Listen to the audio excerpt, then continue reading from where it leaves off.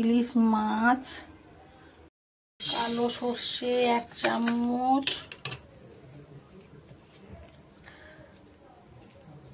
কাঁচা লঙ্কা, আদা সর্ষে, পোস্ত 1 চামচ। এবার এইগুলো সব আমি বেটে নেব।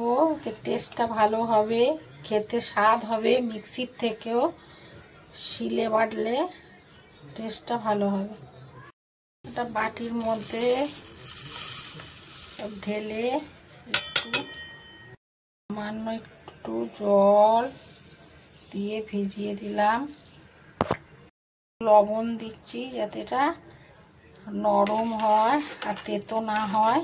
বাটলে অনেক সময় সর্ষে তেতো হয়ে যায়, যেমন একটু লবণ দিলে বাটলে তেতোটা হয় না।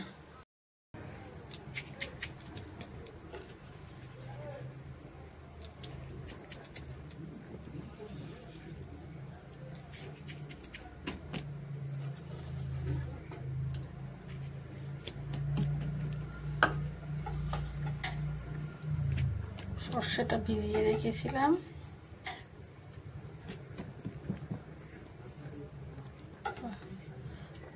বেটে নেব।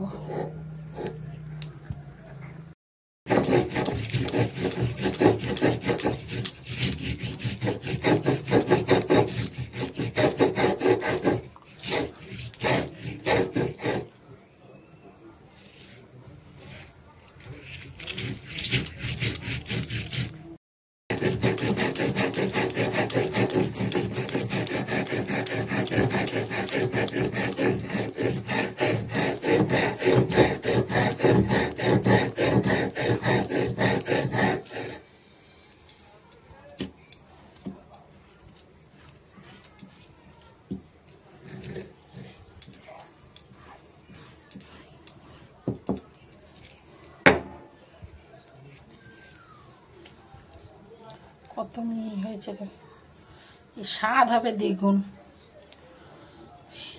এমনি মিক্সিতে বেটে করবেন আর শিলে বেটে করবেন, দেখবেন তফাৎটা কত। বন্ধুরা যারা আমার চ্যানেলটাকে সাবস্ক্রাইব করেছেন তাদেরকে অসংখ্য ধন্যবাদ, আর যারা করেননি এখনো করবেন, দেখছেন ভিডিওটা, চ্যানেলটাকে লাইক সাবস্ক্রাইব করবেন এবং কমেন্ট করবেন। বন্ধুরা আমার পাশেতে থাকুন। একটা টিফিন কৌটো নিয়েছি, স্টিলের টিফিন কৌটো, মাঝারি ধরনের, এই ধরনের নিয়েছি।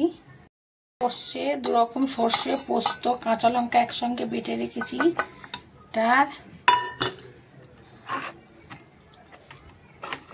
হলুদ, লবণ, এবার একটু সর্ষের তেল দেব। সর্ষের তেল একটু বেশি করেই দেব, বেশি দিলে আবার ঝাঁঝ বেশি হয়ে যাবে। ভালো করে মিশিয়ে নেব। তরকারির উপরে আর একটু সর্ষের তেল দেব। এবার একটা একটা করে মাছ মাখিয়ে নেব। প্রতিটা মাছ এইভাবে মাখিয়ে নেব।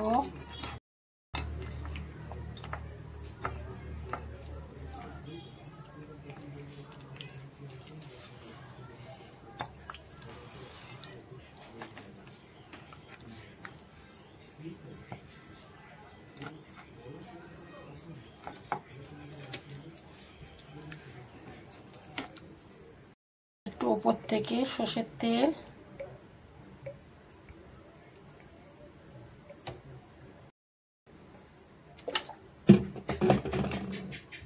কাঁচা পাকা লঙ্কা ঘরে উপরে দিয়ে দিলাম।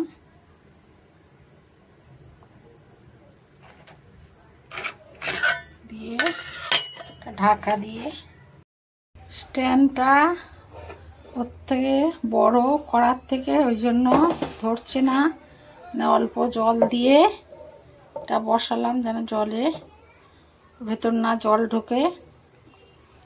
জল দিয়ে বসিয়ে দিলাম। এবার একটু ঢাকা দিয়ে দেব উপর থেকে। ফুটছে।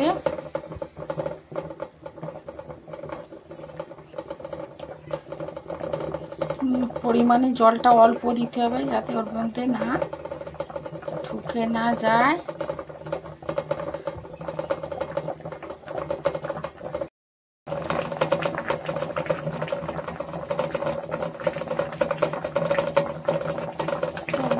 ফুটছে।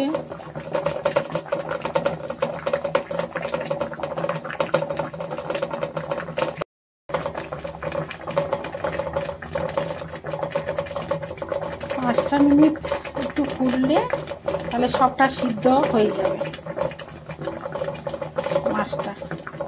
মানে উল্টে দিতে পারবো না তো, ওই জন্য মাছটা যাতে টুপিটি হয়। হয়ে গেছে, এবার গ্যাসটা আমি অফ করে দিচ্ছি। ঠান্ডা হলে খুলে দেখাবো। ঠান্ডা হয়ে গেছে, এবার খুললাম। দেখুন কত সুন্দর হয়েছে ভাপাটা। দেখুন কালারটা কত সুন্দর হয়েছে।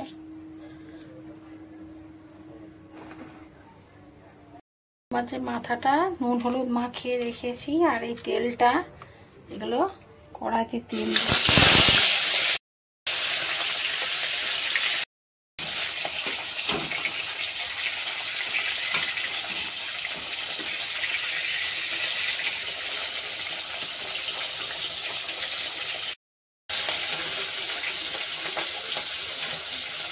গরম ভাত দিয়ে আহা কত সুন্দর লাগবে খেতে।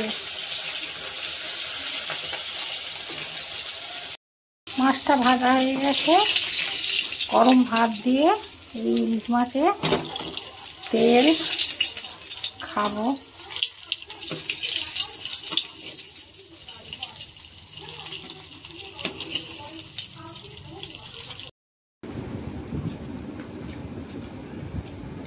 ইলিশ মাছের তেল দিয়ে ভাত